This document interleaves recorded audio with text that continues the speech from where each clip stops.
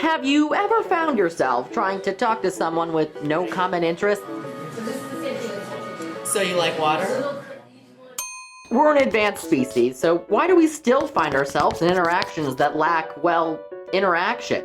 So instead of booking a therapist, I'm going to talk to a public speaking expert to help us all become a little more charming. What do you do? How soon in a conversation do you realize you have nothing in common with someone? I think you typically figure that out really quickly. Ryan and I are both dirty blonde-headed white boys with a passion for striped shirts, so far so good. Some people will figure it out in the first 20, 30 seconds because we mostly get that commonality as a vibe from a person more so regarding their nonverbal behavior.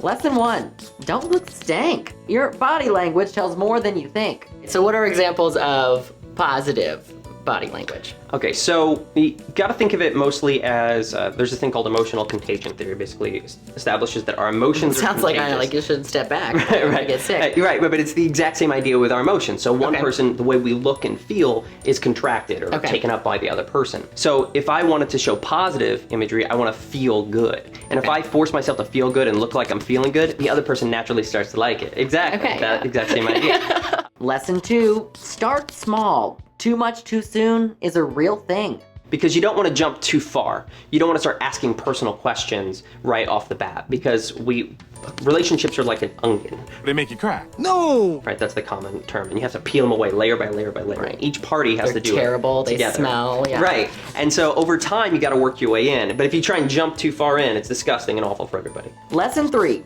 use your surroundings. The table next to you can be a talking point. Any questions that you have that can keep a conversation going? I typically like to brainstorm based upon the situation. So already you're like, you got to think internally while you're talking. Yeah. So I'm like sweating a little bit So already. sometimes you start freaking out. You're like, oh, this is really awkward. So the step I have to engage. I have to listen. It's really hard. And then you got to like look around like, okay, so that's a thing. Okay. And then it does feel weird because it was prompted by something. Lesson 4, if you ain't into it, don't force it. Your bad mood doesn't bode well with others. For a lot of people, if you're trying to go out to like the bar, like you mentioned before, on a Friday night, and you just really don't want to be there, it usually shows. You know, you have those friends that you had the worst day in the world, and you just want to be at home on your couch with your Netflix, and they're like, no, you need people. You need people. Yes. Is that the real medicine? Does that really work? Well, that gets into a whole psychological thing that maybe. This is like out of your pay grade. Well, that depends on each person, I think. Lesson 5, be in the moment.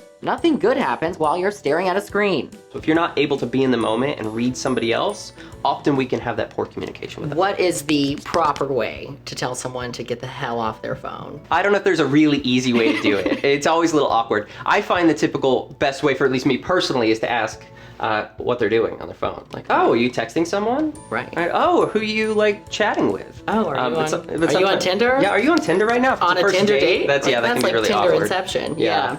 The moral, small talk will usually suck, but these 5 tips allow you to better talk to those who may not intrigue you as much as you'd like.